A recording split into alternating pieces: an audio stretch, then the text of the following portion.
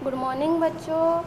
Chapter 2 वर्ण विचार जो हम पढ़े थे उसका आज हम क्वेश्चन आंसर डिस्कशन करेंगे। देखो क्या है, स्वर और व्यंजन में क्या अंतर है। स्वर वर्ण जो होता है और व्यंजन वर्ण जो होता है उसमें क्या अंतर है। स्वर वर्ण जो होता है बिना किसी के सहायता से बोली जा सकती है।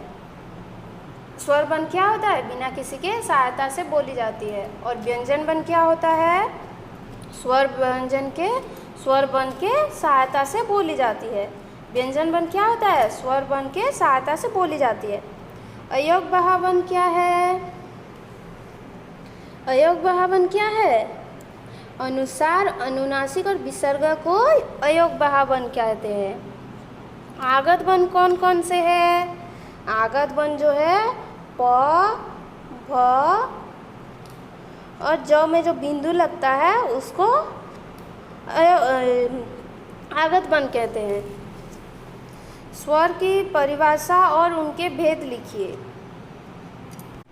स्वर का मतलब क्या है और वो कितने प्रकार के हैं उसे लिखने को कहा रहेगा। जिन वर्णों का उच्चारण स्वतंत्र रूप से और किसी अन्य ध्वनि के सहायता लिए बिना किया जाता है उन्हें स्वर कहते हैं। क्या होगा, जिन वर्णों का उच्चारण स्वतंत्र रूप से और किसी अन्य ध्वनि की सहायता से किया नहीं जाता उसे स्वर वर्ण कहते हैं। स्वर वर्ण कितना तो है, 3 प्रकार है, ह्रस्व स्वर, दीर्घ स्वर और प्लुत स्वर।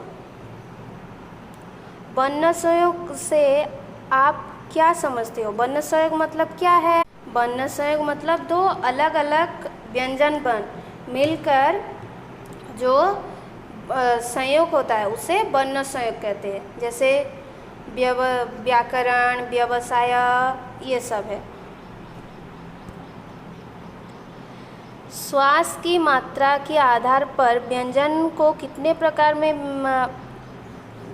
प्रकार होते हैं।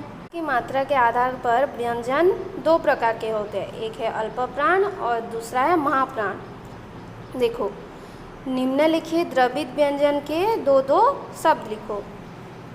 ल प्लस ल, ये 2 शब्द लिखना है। त प्लस त 2 शब्द, ट प्लस ट 2 शब्द, च प्लस च 2 शब्द लिखना है, क प्लस क 2 शब्द लिखना है। ये 2 शब्द आपको लिखना है।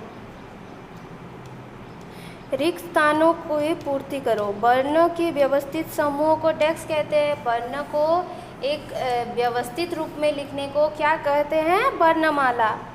जिन ध्वनियों का उच्चारण बिना किसी रुकावट के होती है उन्हें डेक्स कहते हैं, स्वर वर्ण कहते हैं। दीर्घ स्वर के उच्चारण में डेक्स समय लगता है, दीर्घ स्वर के उच्चारण में ह्रस्व स्वर से ज़्यादा समय लगता है।